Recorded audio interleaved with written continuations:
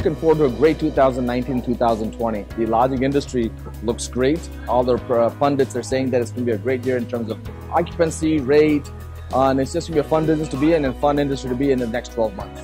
Listen, the way the economy goes, that's the way the hotel business goes. And none of us are economists. At the end of the day, things are looking pretty good. All the metrics are pointing in the right direction with strong consumer confidence, stock market highs. We have a good economy, and that's good for the hotel industry. I think we're near the peak of a cycle, and that means for all these reasons we do have to be especially sharp and knowledgeable about how to run our business more efficiently. So the common question everyone is asking is, what inning are we in? Some people are saying this is the first inning, some are saying the ninth. I believe we're somewhere right around the middle. The trend I'm noticing in the industry right now, it's not so much of a peak as more of a plateau. So for 2019 and 2020, we're expecting moderate, around 2% RevPAR growth for the rest of 2019, and a little bit lower, maybe 1.9% for 2020. But again, I don't see that dip coming anytime soon. I think we're going to be consistently strong for the next 2 years.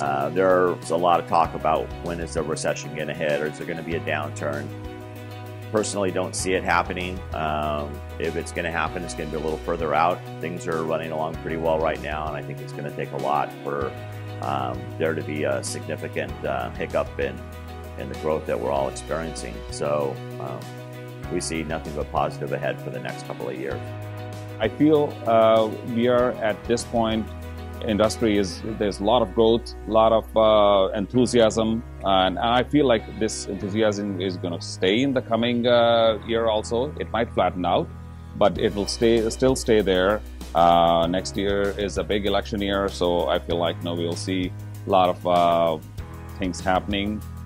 I think there's still a good amount of opportunity if you're focusing on growth markets. We're very much focused on markets that have some good tailwinds, whether that's employment growth, population growth, and overall demand drivers that can help the downside in a hotel if something were to occur. But I think overall a challenging time. I think it's important for us and a lot of other folks to stay disciplined in their approach. We all recognize that we're entering an era where RevPAR growth is flattening out, and the real opportunities will become more innovative management, greater guest experiences, cost reductions in operations, and really getting a much tighter relationship with our customers. So I think it's a unique and challenging time right now in the hotel space, finding opportunities. For us, we're primarily focused on value-add opportunistic deals, which I think at this point in the cycle, a lot of it has been picked over.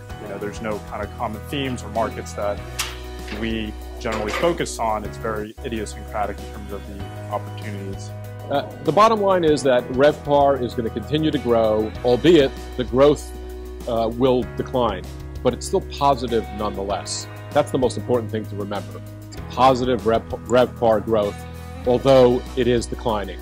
And profits are at record highs, and life is looking good in the hotel industry.